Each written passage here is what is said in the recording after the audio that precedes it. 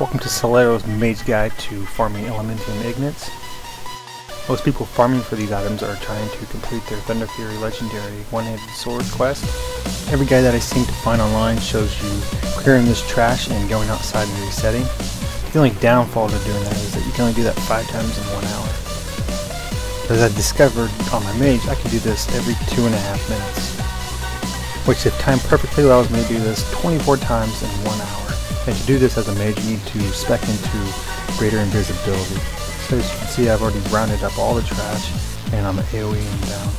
Some tips to this is to line of sight these mobs so they're not casting from far away, and to keep on moving, because I discovered is that if I stood there, I was going to be taking significant damage even at level 90. To not cast invisibility until this debuff is off of you. I'm not quite sure what it is called, but as you can see next to my mini-map, it has a green icon, and as I'm casting Arcane Explosion, it's green.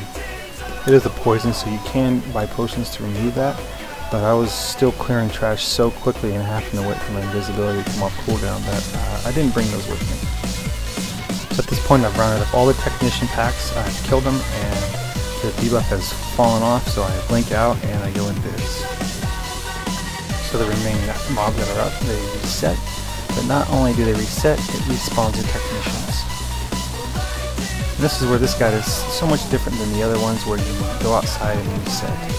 Because as you can see, I don't have to go outside. I can literally loot and do it all over again. The mechanic behind this is the use of the Blackwing Spellbinders, because they only take melee damage, so they are immune to all my spells as a mage. And as you can see, this NPC resets entire pack unless it's killed. There aren't many packs that are like this, but luckily this is one of them.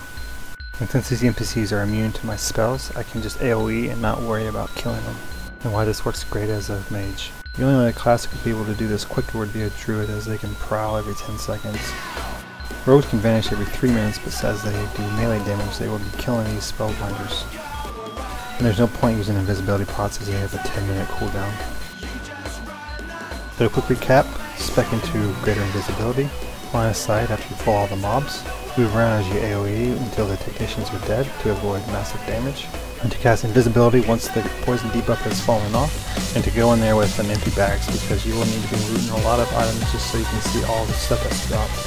This is also a really excellent way to farm Runecloth if you're trying to bring up your reputation for certain actions, and to repeat this process when there's about 1 minute left on your invisibility cooldown.